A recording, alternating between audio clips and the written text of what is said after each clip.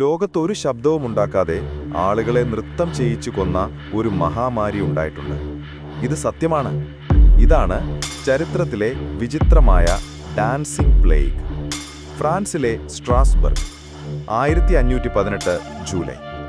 ഒരു സ്ത്രീ യാതൊരു കാരണവുമില്ലാതെ തെരുവിൽ നൃത്തം ചെയ്യാൻ തുടങ്ങി. വിശ്രമമില്ലാതെ 6 ദിവസത്തോളം അവർ നൃത്തം തുടർന്നു. ഒരാഴ്ചയ്ക്കുള്ളിൽ 30 പേർ.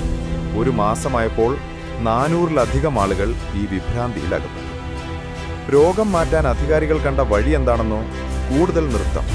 അവർ സ്റ്റേജുകൾ പണിത് സംഗീതജ്ഞരെ ഏർപ്പാടാക്കി. പക്ഷേ അതാ ദുരന്തത്തെ ആളിക്കത്തിച്ചു. ദിവസങ്ങളോളം വിശ്രമമില്ലാതെ നൂറുകണക്കിന് ആളുകൾ ക്ഷീണിച്ചും ഹൃദയാഘാതം വന്ന് മരിച്ചു വീണു.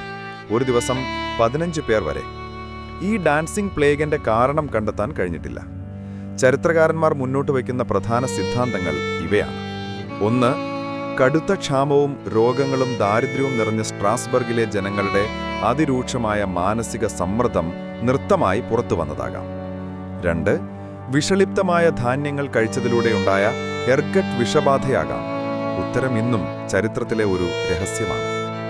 നിങ്ങൾ കേട്ടതിൽ വെച്ച് ഏറ്റവും വിചിത്രമായ ചരിത്ര രഹസ്യം ഏതാണ്? കമന്റ് ചെയ്യുക. കൂടുതൽ അത്ഭുതങ്ങൾ അറിയാൻ സബ്സ്ക്രൈബ് ചെയ്യുക.